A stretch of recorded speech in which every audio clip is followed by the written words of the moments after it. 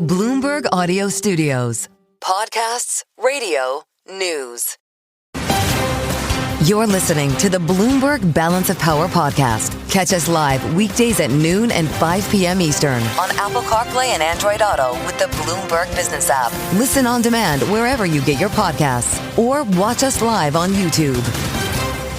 With eyes and ears on the Treasury Secretary today, we're going to get back to the debate around Homeland Security funding with two important conversations coming up. Nicole Maliotakis, the Republican from New York, is with us. We'll have to compare notes with Brendan Boyle, the Democrat from Pennsylvania, as well. 8 days until another possible shutdown for Homeland Security.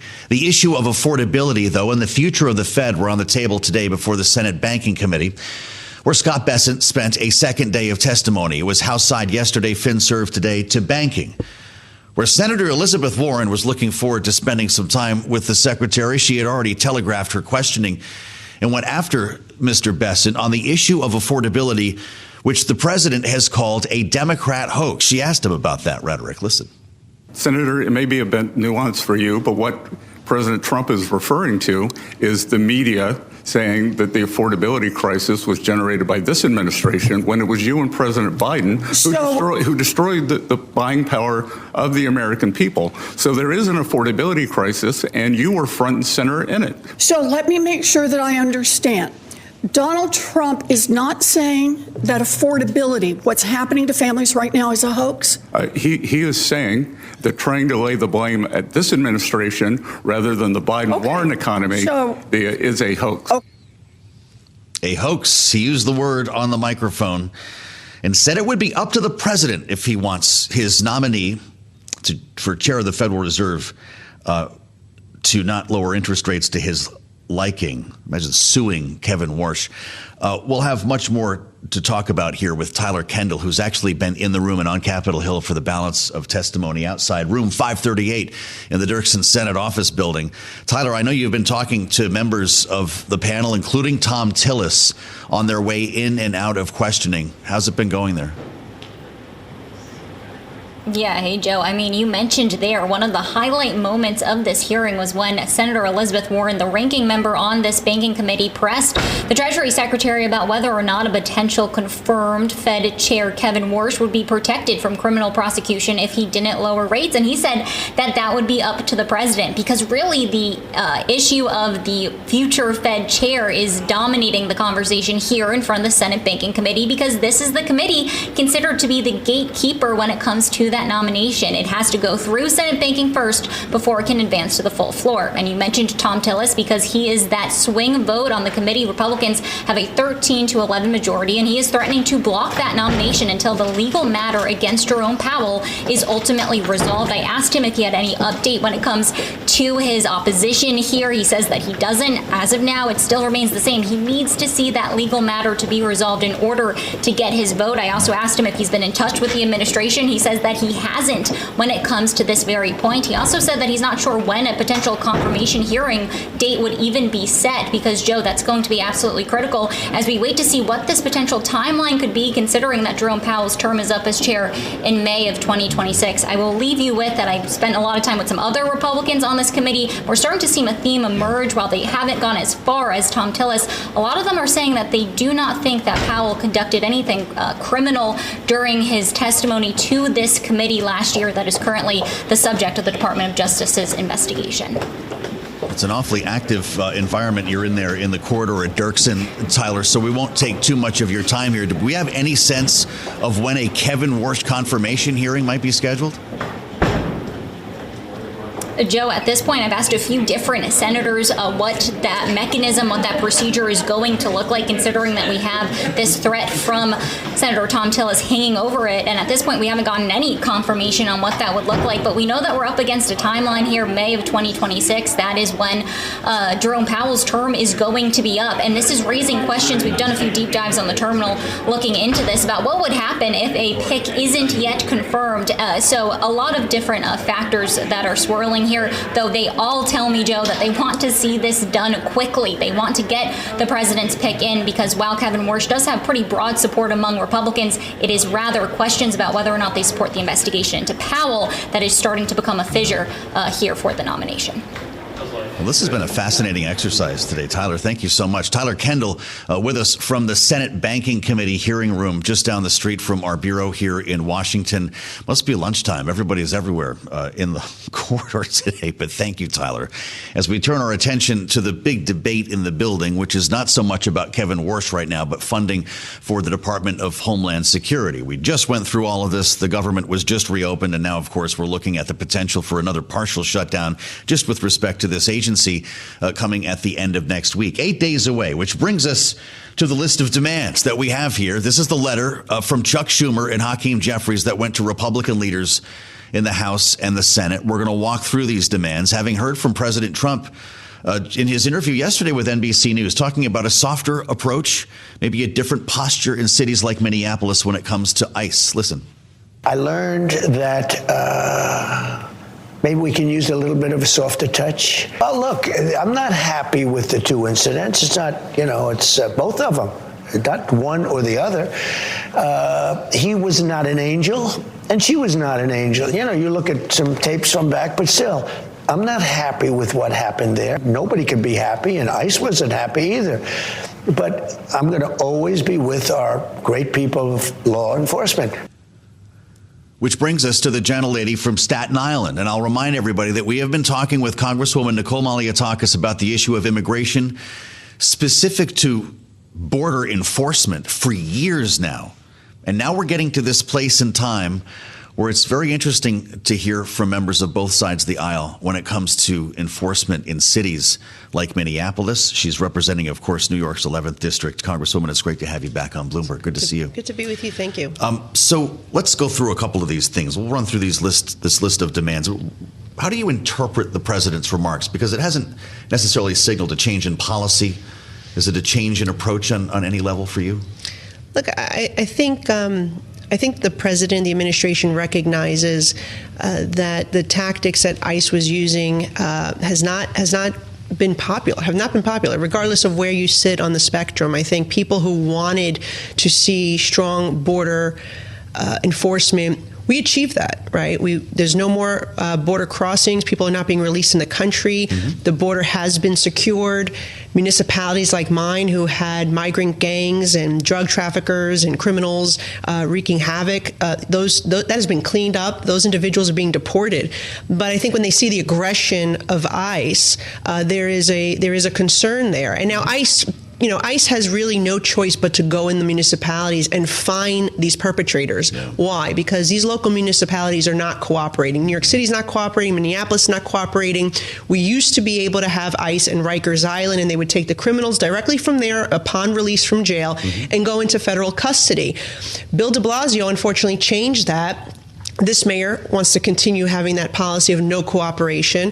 And so ICE has no choice but to go into these cities and find these individuals, which makes it less safe for the officers, for the community, for the immigrants. But I should remind people, when they were in Minneapolis a couple weeks ago and this happened, they were arresting two murderers who had detained orders of removal going back to 2013 and 2015, a guy with 24 criminal convictions, a guy who was convicted of sodomizing a 12-year-old girl. So these are real criminals they're going after, and unfortunately, when they don't get cooperation, it makes it less safe for everyone.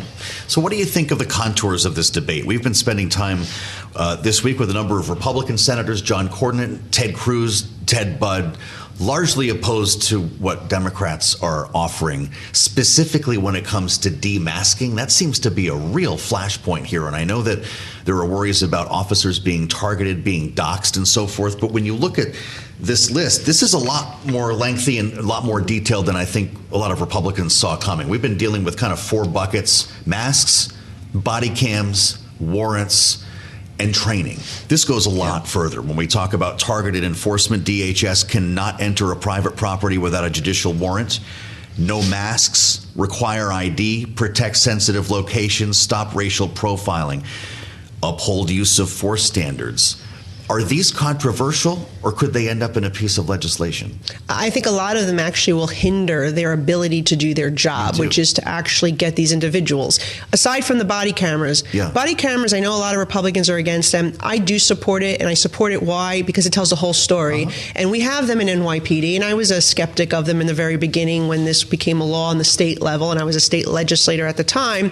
But the unions even support them, and the officers support them. And why? Because it tells the full story. And that's important, right? Because most of the time, if not all the time, these officers are actually following the book. They're following the training manual, how they're supposed to perform in certain situations. And if the camera tells the full story, it helps clear their names and can really put a lot to rest. And so I think that is one where I would disagree with some of the folks in my party.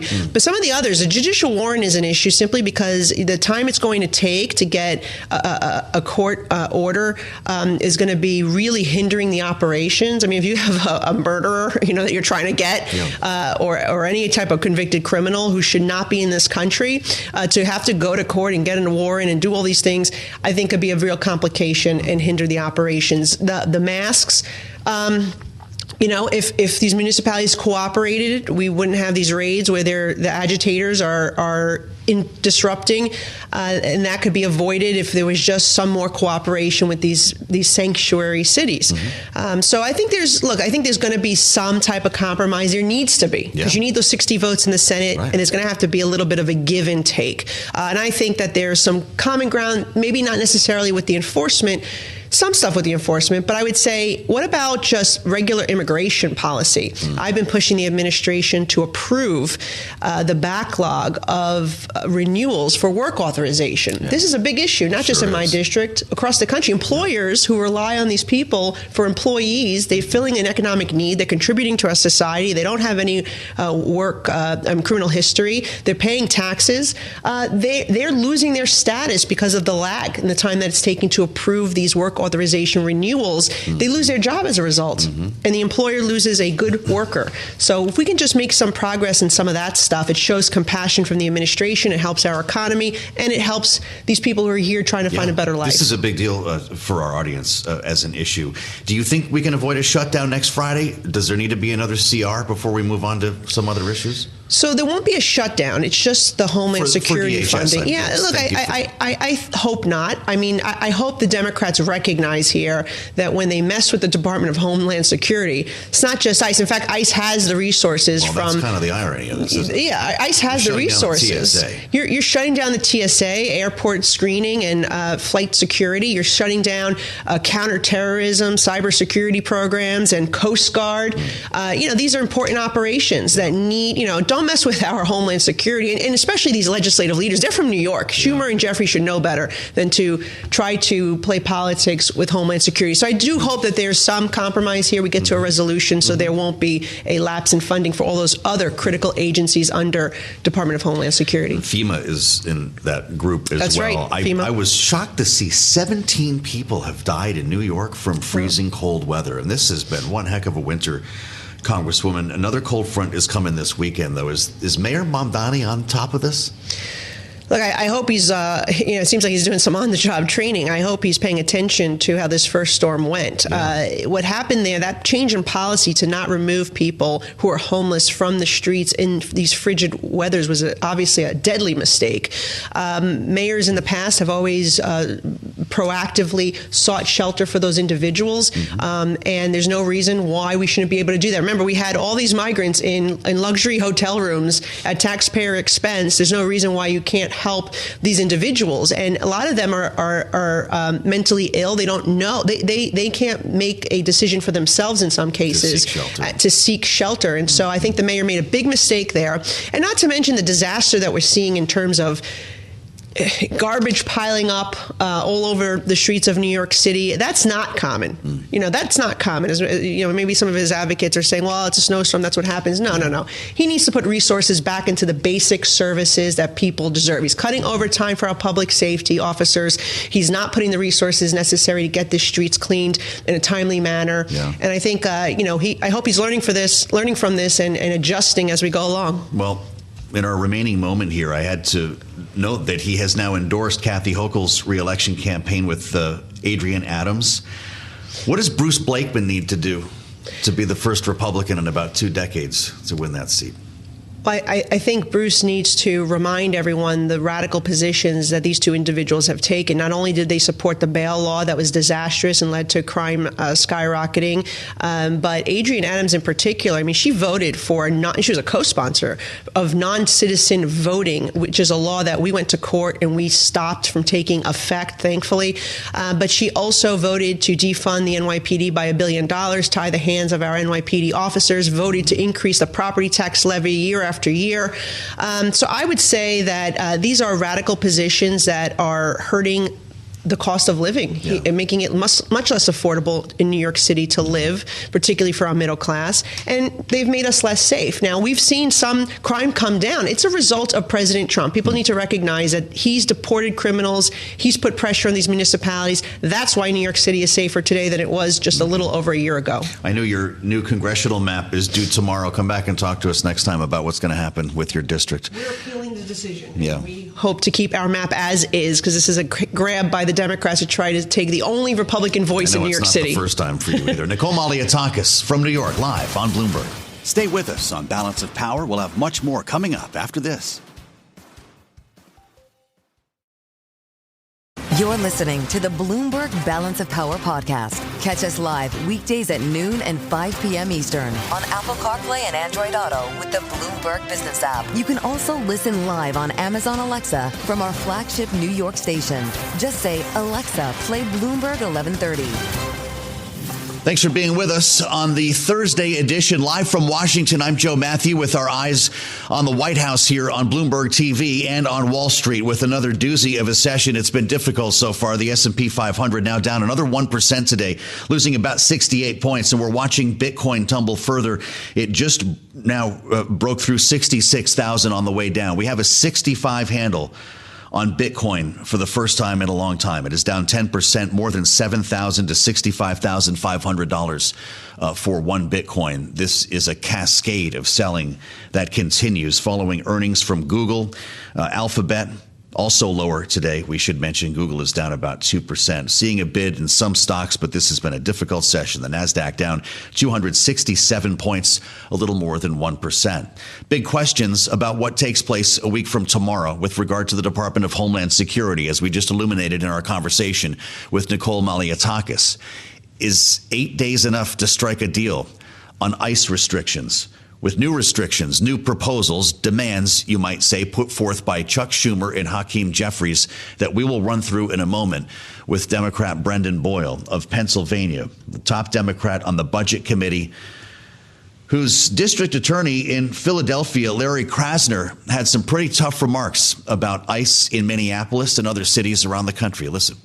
There will be accountability now. There will be accountability in the future. There will be accountability after Trump is out of office.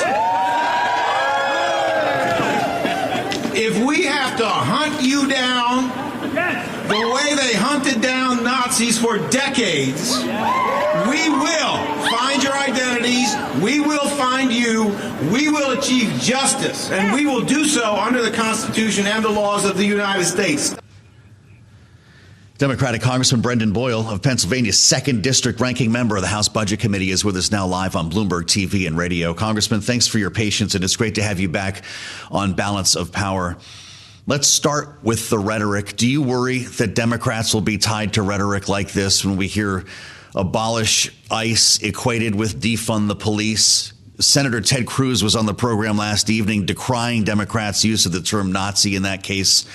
How worried are you about this moment we're in? Well, first, the only people I hear using the term defund the police anymore are Republicans saying that Democrats stand for that when that's patently false. I have never stood for that, and I've actually publicly, going back years, criticized that sort of rhetoric. That, again, I don't know one elected Democratic colleague of mine in Congress who supports that or uses that phrase. I do understand, though, why Ted Cruz and other Republicans want to distract from the issues, because let's face it, they're very afraid about this November midterm election. We just saw a special election in Texas, in which a Democratic candidate won a district that Donald Trump had won last November in a landslide. So we're in an environment right now in which Democrats are overperforming by double digits on average every single special election that's taken place ever since January of last year. So it's not surprising to me that Republicans want to talk about anything other than their pitiful record in office. Well, I'm sure you've seen this letter that I refer to. It is addressed to Mike Johnson and John Thune. It is from your leader in the House, Hakeem Jeffries, and the Senate leader for Democrats, the Minority Leader Chuck Schumer. Targeted enforcement is number one. There are 10 on here. DHS officers cannot enter private property without a judicial warrant.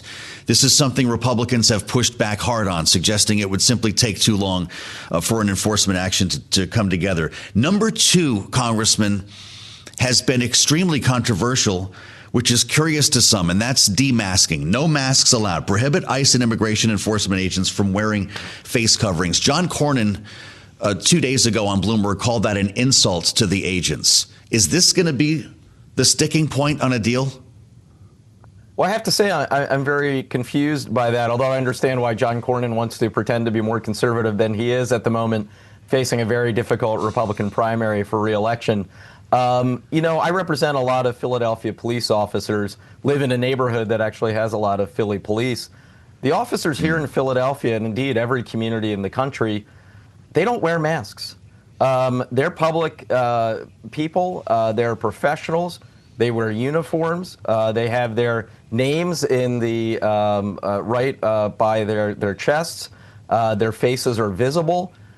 Why is ICE any different? Why is ICE acting like they're somehow above the law? Why should they get special treatment? One of the reasons why law enforcement doesn't wear masks is because they want to have the trust of the community. I think that ICE is, and again, I have respect for anyone who's in law enforcement. I've always said that this is one of the most difficult jobs in society. But I think the majority of the American people, as polling shows, are pretty disturbed by what we're seeing in terms of what's happening on the streets of Minneapolis and the way ICE is conducting itself. So I'm someone who has always been pro-law enforcement, understands the difficult jobs they have, but also recognizes that we see real chaos and mayhem on the streets of Minneapolis that isn't making any of us safer. Frankly, it's making us less safe. So what's more likely here with 8 days to go? A deal that resembles this list of restrictions, or a 1 year or full year CR for the Department of Homeland Security? Well, so just to be clear, I think reining in ICE and having it act like a normal law enforcement agency is the appropriate and right policy. I think a pretty solid majority of Americans agree with me on that, as recent polling has showed. Now, the question is, will the Trump White House back down and accept that over the course of the next 8 days? I have to be honest, I'm very skeptical that will happen. So I do fear that specifically to DHS, that we will face either another CR or possibly a long shutdown. The quicker that this White House recognizes that the way ICE is behaving is not right and not helping achieve their stated mission, is the best route to go. Do you worry that Philadelphia is on the list? What happens if Dan Bongino shows up in your town, your neighborhood? I have to say, I would not, and I have a number of friends who are in Minneapolis. They've talked about just how horrific it's been. I certainly don't want to see that on the streets of Philadelphia. By the way, I would point out, if you mind a moment of bragging, Philadelphia had fewer violent crimes last year and fewer murders than at any point in the last 60 years. So this is literally the safest, and I say this as someone who's a born and raised Philadelphian and represents the district where he grew up. Philadelphia has actually never been safer at any point in my lifetime than it is now. That's something that we should celebrate and that other communities can learn from. The last thing we need is a repeat of Minneapolis here on the streets of Philadelphia. Well, this is a heck of a time to be a member of Congress. Once this is resolved and we start getting into the throes of primary season, Congressman, what's the appropriations process going to be like from your view on the Budget Committee? Do we go into campaign mode, or is there going to be an agenda for this Congress? So I suspect you're going to point me to Mike Johnson on that one. Well, the reality is with 2-year terms, by the way, the provision of the Constitution my wife most dislikes, the fact that members of the House of Representatives have to run every 2 years. I don't think you're ever really out of election cycle. On the positive, it does keep you connected to the community that you represent. I'm back home here in Philadelphia because we adjourned session late yesterday. So, I think that over the last dozen years or so that I've been in Congress, I've been able to balance the Washington, D.C. aspect of the job. As ranking member of the Budget Committee, it's obviously an enormously time-consuming position that I have within the Congress, yet at the same time being back home and being connected to the constituents that I represent. So I don't foresee any sort of change over the next few months compared to the way it's been the previous year. With one exception, perhaps when we get beyond these primary dates and primary elections, perhaps we will see more House Republicans finally begin to break from this White House and actually vote according to how they actually act in private and what they say about the Trump White House in private, but are too afraid to say that or to act on that in public because they're so afraid of their Republican primary electorate. As they're facing what will probably be a very difficult midterm election in November, I think you will see more and more of them attempt to drive some distance between themselves and the Trump White House because it'll be in their electoral best interest to do so. It's great to have you back, Congressman. Thanks for the time, as always. Brendan Boyle, from Pennsylvania, or maybe I should just say Philadelphia, the Democrats, ranking member, House Budget Committee. I'm Joe Mathieu in Washington. Let's assemble our panel to consider what we just heard from Mr. Boyle and from Ms. Maliotakis. Bloomberg Politics contributors Rick Davis and Adam Hodge are with us. Rick is our Republican strategist, of course, partner at Stone Court Capital. Adam is our Democratic strategist partner at Bully Pulpit International. I'd love for both of you to take a swing on this because I have to admit, I'm not feeling too optimistic about a deal coming together before next Friday based on what we just heard. Adam, do you feel any differently? Boy, it sure seems like we're far off, Joe. And I think that the Democrats putting forward their list of demands, which seem more clearly to be, kind of a laying down a marker and not a real expectation that they'll get all 10 of those things passed. But I think Democrats feel like they're on a bit of an offensive on the issue that it traditionally has bedeviled our party. We have not been able for decades to be able to mount an effective push on immigration issues. What you're seeing right now is a very coordinated and effective response to clearly an issue that the American people overwhelmingly support our position. Look, the NPR had a poll today that showed 60% of the people don't approve of the job ICE is doing. That puts them on a stronger footing to actually try to get some of these demands passed. I think the White House's political interest should be to find a resolution in the middle, get a deal, and keep the government open. Well, we'll see to what extent President Trump gets involved here. Rick, is there an ask for Republicans to try to pull Democrats closer on this, maybe involving sanctuary cities? What's your thought after hearing from these two lawmakers? Yeah, I thought Representative Maliotakis made a really strong case for opening up a discussion around sanctuary cities and defined by the fact that illegal immigrants violated the laws, are currently incarcerated. There may be some due process issues. Immigration courts are choked full.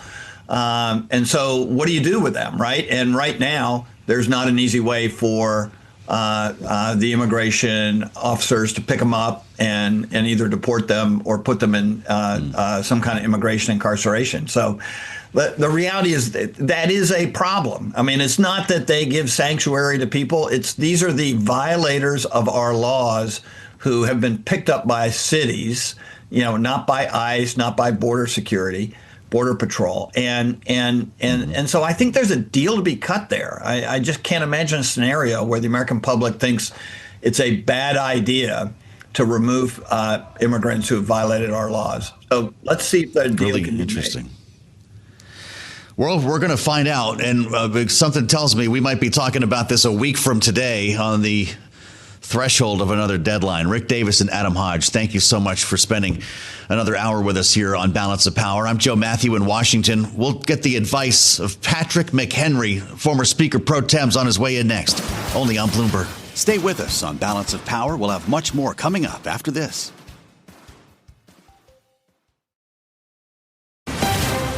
You're listening to the Bloomberg Balance of Power podcast. Catch us live weekdays at noon and 5 p.m. Eastern on Apple CarPlay and Android Auto with the Bloomberg Business app. Listen on demand wherever you get your podcasts or watch us live on YouTube.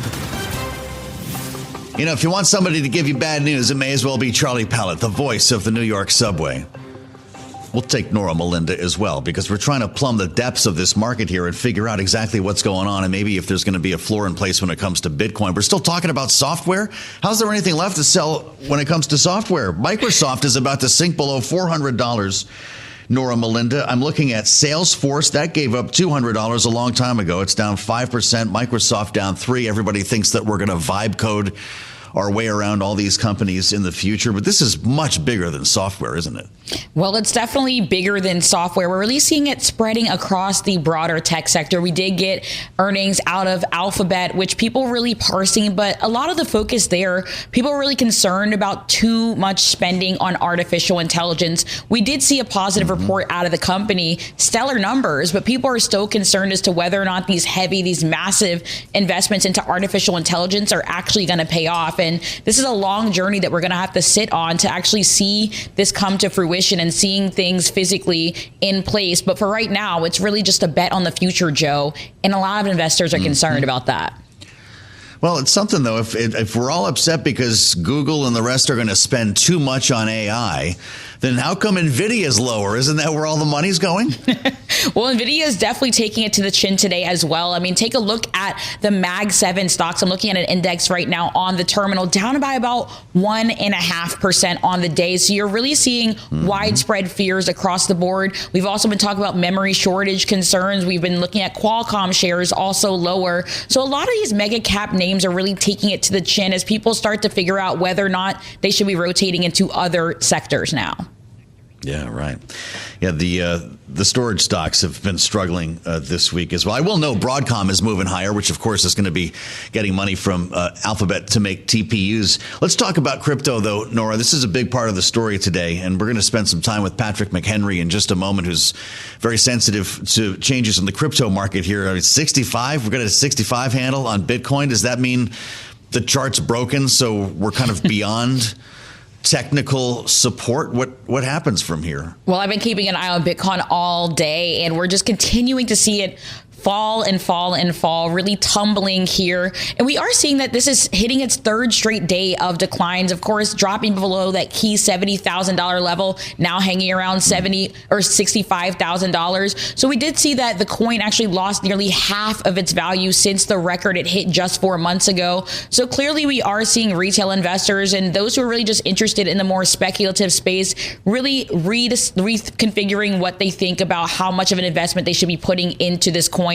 We've been hearing from Michael Burry also casting doubts on the space. So there's a lot of uncertainty right now as it relates to Bitcoin, and we're really starting to see a lot of outflows coming out of this group. So much for a store of value, I guess. You know, there's an ETF. If everyone's upset about the ETF-ification of crypto or whatever we call this, Nora, there's an ETF that's short crypto, short Bitcoin, BITI. It's up over 10% today. There's an ETF for everything. Back as always. There really is. Let me know when you get yours. Nora Melinda covering the markets for us at World Headquarters in New York. I did think today, we were talking to producer James before we got on the air. I said, boy, this is a great day to have Patrick McHenry. I wonder what he thinks of this. Does this color the debate around crypto regulation in Washington? Does it cause the institutions to back off? Looking at 65,000.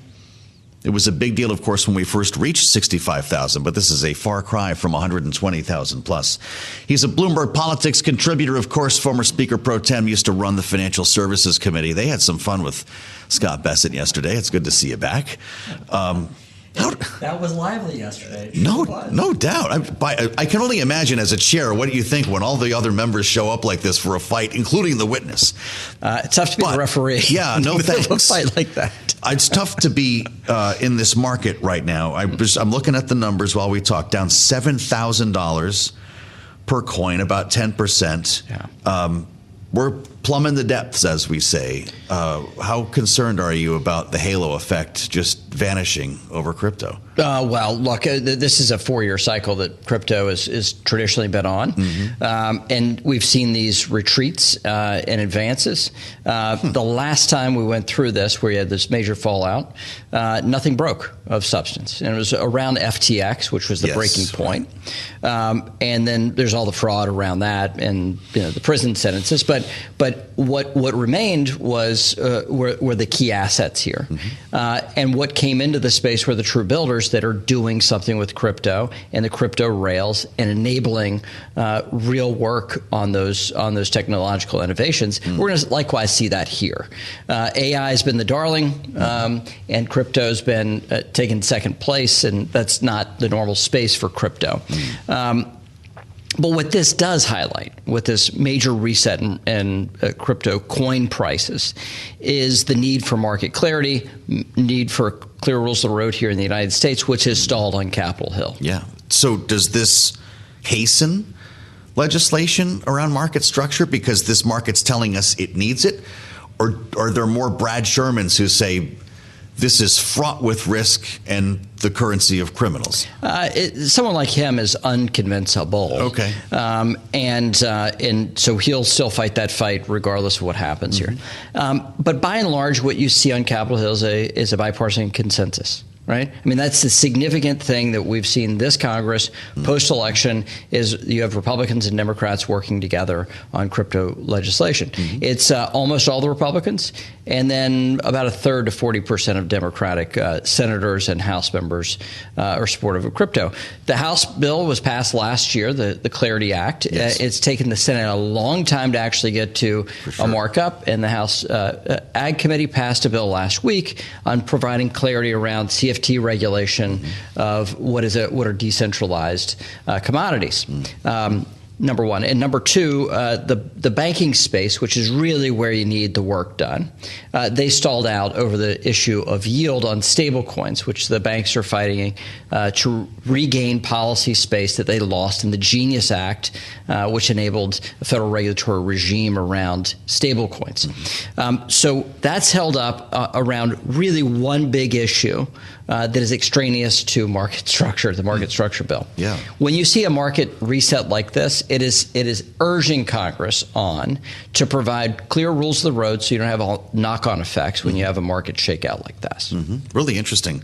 It's something that obviously our audience is very curious about. We're going to get another dose of news when strategy reports after the bell. If this kind of, and I know you're not a stock analyst, I don't want to turn you into one. If losses like this continue, does this idea of a crypto treasury company go up in smoke? I think when the market was looking at these 6 months ago, and not even a year ago, there's a lot of skepticism around whether or not if there's a price reset, how many of these things break? How many of these things are non-functional business entities? I think we're going to see that pretty quickly in the shakeout here. I think it's an obvious thing of a financial innovation that was short run in duration. Because of a lack of a regulatory change. Wow. So if Congress comes in and says, if you're a traditional asset holder, if you're a stockbroker for an average everyday retail investor, you can go purchase these coins in a normative way under a clear set of rules. When you have that, you don't need a secondary or third party holding those assets for you in a corporate wrap. So these DATs were short duration vehicles. I think that is what will shake out for most of them. Really interesting. Really quickly. Wow. Much faster than I think anyone anticipated. Isn't that something? We've got some breaking news, Congressman. I just want to mention the president on Truth Social. He's posting about a new nuclear deal with Russia. This is happening before our eyes. Should work on a new nuclear treaty, not extend New START. He says we should have our nuclear experts work on a new deal. This is Just breaking right now, President Trump says the U.S. should work on a new nuclear pact with Russia, saying that I completely rebuilt military in my first term. He says, I've stopped nuclear wars from breaking out across the world between Pakistan and India, Iran and Israel, Russia, Ukraine, rather than extend New START, a name he apparently does not like. We should have our nuclear experts work on a new, improved, modernized treaty. Is that something that Congress would support? Yes. I think we haven't addressed nuclear disarmament in over a generation here in the United States. I think it's a worthwhile endeavor. I think the complexity of this administration's foreign policy is not well understood by the market. Everything is interconnected. Russia, the Middle East, China, Russia, Ukraine, Middle East, China, Canada. All the trade conversations, all the foreign policy and Department of War actions, they're all connected. In the president's mind, in the president's advisors' minds, that they have a chessboard that they're looking at in real time. Yeah. I think this is just an example of it. Unexpected today, but a significant sign, and hopefully a sign for the good. I don't know if it brings progress in talks with Ukraine, but this has been interesting. I need to ask you, with our remaining couple of minutes here, about Department of Homeland Security. You've seen the new list of demands. I have them here. There are 10 of them. No masks, we're told, is a non-starter by any number of Republicans in the Senate this week. Targeted enforcement, protecting sensitive locations, requiring ID.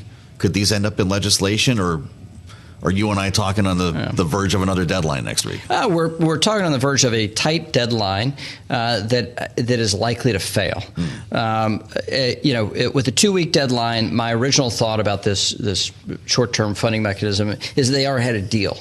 When you have a 2-week extension of funding and it takes a week for Congress to actually produce that funding, you need to have the deal done. That's why you said it needed to be done by now, right? When we talked a week ago, for this to happen, it would be today, basically. Yes, basically, before they leave town for the week, for the weekend. That's not going to happen. So what we're looking at is another extension of Homeland Security funding, a continuing resolution. You have a list of demands from the 2 Democratic leaders on Capitol Hill. If that's a list to negotiate from, that is different than a list of demands. If they're withholding their votes unless they get all the items here neatly, 10, because that's where we are in our politics, right? Could be a list of 7 or 8 or 11. Had to be 10. So if this is a list of demands that they all have to be met, we're going to have a shutdown. If they're reasonable enough in their assumption here, with some pledges by the White House and Holman on what's going to happen in Minneapolis, I think you can get a deal done, but probably not by Thursday or Friday of next week. When you hear John Thune suggesting that he might be open to a year-long CR for DHS, does that make you feel like... Well, it makes me feel like we've gone back in time. Okay. Because when President Obama had his approach to immigration, which was DACA, Republicans in the House said, we don't want to fund DACA. We don't want to fund your immigration policy. So we funded all of government except for the Department of Homeland Security, and it was called the CR Omnibus, the Cromnibus. Yeah, the Cromnibus. Taking you, it's a wayback machine, this is amazing, yes. So it happens we again? are coming back around, and now it's the left saying they don't want the right's immigration policy.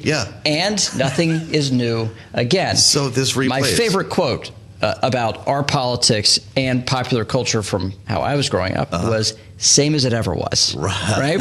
And it is true, in this atmosphere, there will be deal making. I don't think the Democrats want to own the shutdown of all the Department of Homeland Security measures. That would be a huge political failure on their part. I thought James was going to come in with the talking heads. That would have been so cool if that happened. Did you come up with Cromnibus back then? It was not me. Wow, boy, just Google it. You'll have something to laugh about later. Patrick McHenry, of course, Bloomberg Politics contributor and former Speaker Pro Tem. He knows what he's talking about. So how about we all meet back here this time next week and see where we are. I'm Joe Mathieu. This is Bloomberg. Thanks for listening to the Balance of Power podcast. Make sure to subscribe if you haven't already at Apple, Spotify, or wherever you get your podcasts. And you can find us live every weekday from Washington, D.C. at noontime Eastern at Bloomberg.com.